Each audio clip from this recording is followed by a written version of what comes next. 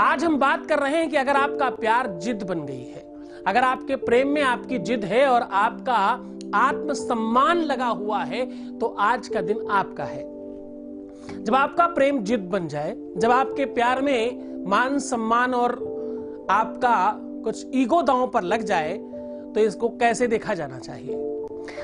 Actually चाहे वो male ego हो चाहे फीमेल ईगो हो, जब ईगो के आड़ में, ईगो के समकक्षता में आपका प्यार आ जाए, तो उसे कैसे सेटिस्फाइड किया जाए? ईगो सेटिस्फाइड करना is a very important part है।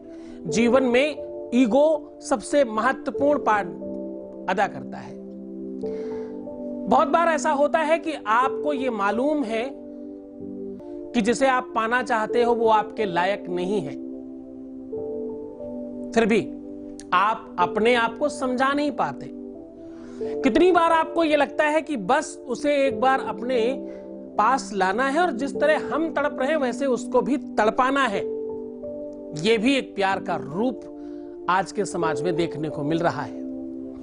एक और स्वरूप आपके सामने प्रस्तुत कर रहा हूं कि जब आपको लगता है कि प्रेम किसी भी हालत में मुझे चाहिए। हमारा प्यार, जैसे मैं खुद भी कहता हूं कि जिसको कुछ ही, मैं हमेशा ये बात बोलता हूं, जिसको कुछ भी करके किसी भी परिस्थिति में प्रेम चाहिए, उसके साथ हम हैं।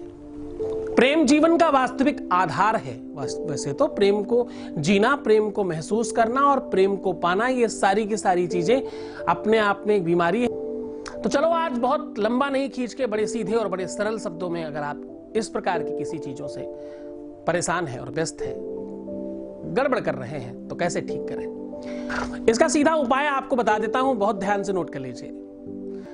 अगर आपके पार्टनर का कोई पहना हुआ कपड़ा है, उसमें 7 मुट्ठी धनिया, 5 गुलाब के फूल और 1 नारियल, ये सारा का सारा सामान बांध करके किसी भी सुनसान जगह में दबा दिया जाए, तो आपके अपने ईगो को सेटिस्फाइड करने के लिए कोई रास्ता जल्दी मिल जाएगा। दूसरा एक तरीका, आपको निरंतर चंदन का इत्र लगाते रहने से, चंदन का इत्र दान देने से, चंदन का इत्र मंदिर में देने से, चंदन का इत्र बहुत सारे लोगों को देने से आपकी लाइफ में, बहुत सारे लोगों में, बहुत ध्यान रखना, मैंने इत्र देने के लिए मना भी किया है, तो पूज्य लोगों को ही देना जिनको दान दिया जा सके, गिफ्ट नहीं। दान और गिफ्ट में अंतर होता, फिर कभी बताऊंगा इसके बारे में। दूसरा, घी का दान करने से ऐसी सिचुएशन से आप जल्दी बाहर आ जाते हो। और इन सब से भी ज्यादा अगर वास्तविकता में रियल तरीके से आप किसी काम को करना चाहते हैं, तो भोजपत्र के ऊपर अपनी पूरी नोट कर लीजिए। जो भी आप पाना चाहते हैं, जो भी आप करना चाहते हैं, उसको अष्टगंध बहुत आराम से मिलता है, उससे नोट कर लीजिए। और नोट करने के बाद एक ऐसा उपाय, एक ऐसा सलूशन, एक ऐसी व्यवस्था बताने जा रहा हूं जिसमें थोड़ा सा आपको ध्यान से और तकनीकली करना होगा। किसी भी अमावस्या या पूर्णिमा को ये आपको काम करना है। ये पूरा का पूरा आप नोट कर लें। नोट करने के बाद इसमें कम से कम कोई भी उनका फोटो, उनका पहना हुआ कोई कपड़ा या कोई रुमाल, ऐसी कोई भी चीज की आवश्यकता होगी, उसके साथ उसको पंच कर देना है।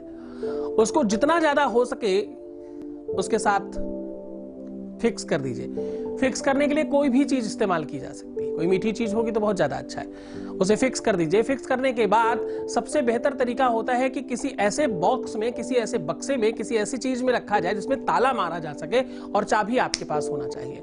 और उस ताले को कहीं भी ऐसी सुनसान जगह में रखा जाए जहां पर कोई भी जाता आता नहीं हो और आप उसे जब चाहें तो फिर से वापस ला सके।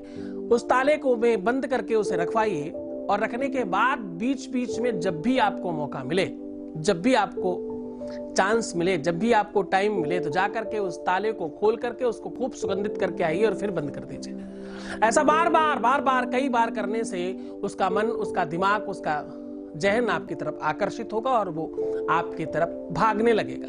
तो चलिए ये उपाय, ये सलूशन इस संदर्भों में थोड़ा मन से करिएगा, पूरी श्रद्धा से करिएगा। कोई भी उपाय फलीभूत तब होगा जब तुम्हारे जीवन में कोई गुरु होगा, उसका आदेश चाहिए होगा। ऐसा करने से आपके जीवन में जल्दी सुविधा, सहजता, सरलता और आपकी इच्छाओं की पूर्ति होगी। बहुत धन्यवाद, साधुवाद। परमात्मा आपको खुशहाल और संपन्न करे, तुम खूब खुश हो जाओ, तुम्हारी लाइफ में कभी कोई तकलीफ रहे ही ना, तुम्हें हर सुख मिले, तुम्हारी लाइफ में खूब सारा प्यार बढ़े और भगवान शिव आपकी मदद करे। जय शिव शंभो।